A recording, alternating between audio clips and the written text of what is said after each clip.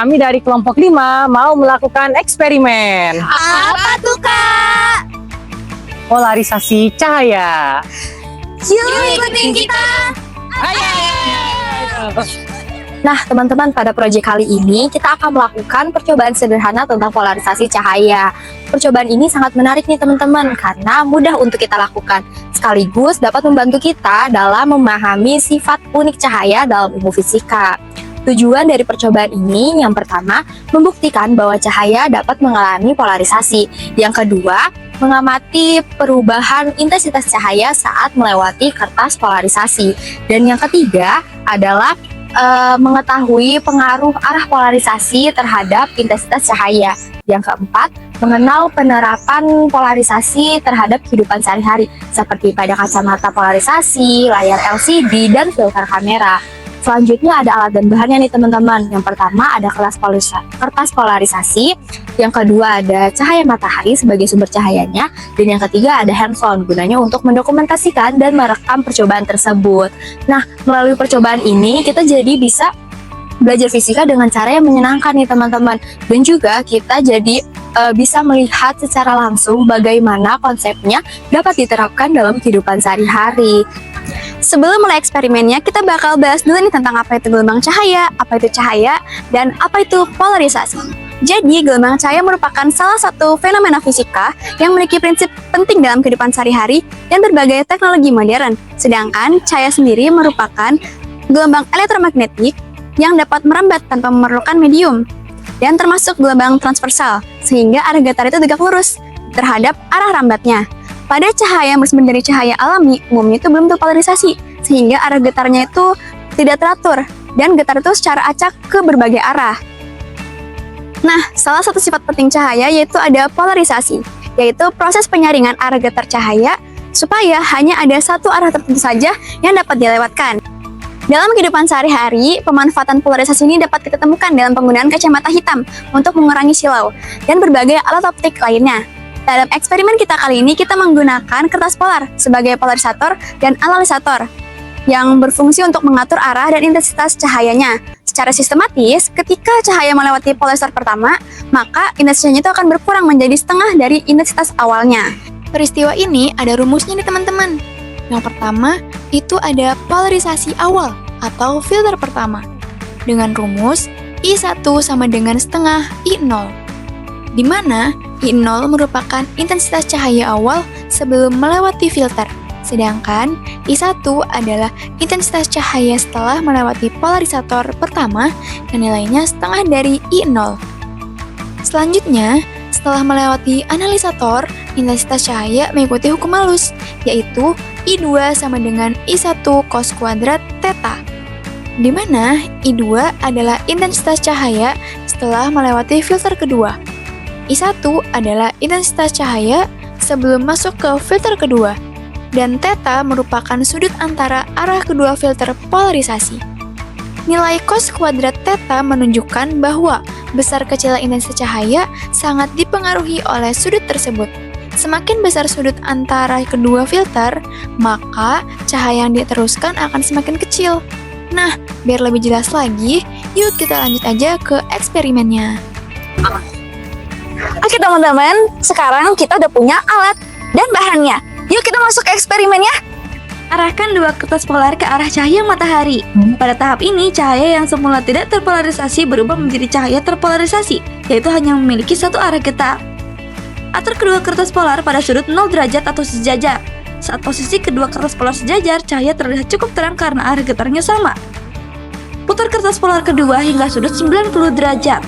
Semakin terlihat bahwa cahaya menjadi sangat redup atau gelap karena arah getar cahayanya saling tegak lurus, sehingga cahaya tidak dapat melewati filter kedua. Teruskan putaran kertas polar kedua hingga sudut 180 derajat. Dapat terlihat bahwa cahaya kembali terang seperti semula. Nah, gimana tadi setelah lihat eksperimennya? Kok bisa ya kertas polar tiba-tiba jadi gelap? Padahal bisa aja kita lihat tadi. Kenapa ya? Ternyata teman-teman, ada penyebabnya. Mau tahu? Yuk kita bedah bersama. Nah, teman-teman, perlu kita ketahui, dalam kasus polarisasi cahaya, gelombang cahaya itu memiliki arah getar yang bebas atau tidak spesifik. Maksudnya apa? Maksudnya, kalau kita ibaratkan gelombang cahaya itu seperti kompas yang punya lebih dari 4 arah mata angin. Kalau kita taunya 4 arah mata angin aja, ternyata kompas ini punya lebih. Nah, ibaratnya seperti itu. Tapi kita harus paham, ketika kita menggunakan kertas polar seperti di langkah-langkah sebelumnya, kita arahkan ke matahari, maka kertas polar yang pertama akan menyesuaikan arah dari cahaya matahari tersebut. Apanya? Gelombangnya. Jadi gelombangnya akan disesuaikan arahnya. Bagaimana penyesuaiannya? Penyesuaiannya itu mengikuti bagaimana kertas polar itu berada. Jadi kalau sudutnya itu 0 derajat atau bisa kita bilang horizontal bentuknya, dia akan nembus dengan gelombang yang memang horizontal. Jadi hanya dengan satu arah getah spesifik saja. Nah, ketika kita taruh lagi kertas polar yang kedua, dia akan bisa nembus kalau posisinya sama, yaitu 0 derajat atau horizontal. Tapi bagaimana ketika kita lihat di langkah ketiga? Kok bisa kalau diputar, dia langsung jadi gelap? Ada apa? Jadi teman-teman, kertas polar bekerja dengan cara memantulkan atau menyerap cahaya. Ketika sudutnya berubah di kertas polar kedua, nah, dia akan menyerap cahaya yang tadi sudah lewat dari kertas polar pertama. Kok bisa? Karena memang dia kerjanya menyerap cahaya atau memantulkan. Dan kenapa bisa jadi gelap? Kalau kertas polar yang pertama saja 0 derajat atau horizontal, lalu dihadapkan dengan kertas polar kedua yang bentuknya sudutnya ini 90 derajat atau vertikal, maka dia akan kehalang. Maka gelombang cahaya tidak akan bisa lewat karena hanya ada satu arah getah spesifik yang melewati kertas polar pertama. Itu akan tertutup ketika kita putar menjadi 90 derajat kertasnya. Nah, bagaimana solusinya supaya kita bisa buat dia balik lagi menembus kertas polar kedua? Solusinya mudah. Kita tinggal putar balik saja. Sudutnya menjadi 0 derajat atau horizontal. Nanti kertas polar akan menembus kembali karena sudah sesuai dengan arah getar gelombang yang pertama. Jadi dia bisa melewati tanpa ada hambatan, bahkan tidak terserap. Makanya kalau kalian lihat di video, ketika teman kita memutarbalikkan kertas polar kedua, itu akan nembus dan kembali lagi seperti semula. Seperti itu teman-teman hasil analisis dari kelompok kami. Oke teman-teman, setelah kelompok kami melakukan serangkaian percobaan tadi, ada beberapa poin penting yang dapat disimpulkan. Yang pertama, kami sendiri telah membuktikan bahwasanya cahaya memang bisa mengalami polarisasi. Lewat kertas polar tadi, kami melihat bagaimana gelombang cahaya diseleksi arah sudut polarisatornya. Yang kedua, kami melihat juga bagaimana intensitas cahaya dapat berubah saat melewati filter. Menariknya di sini, intensitas cahaya sangat bergantung pada sudut polarisator.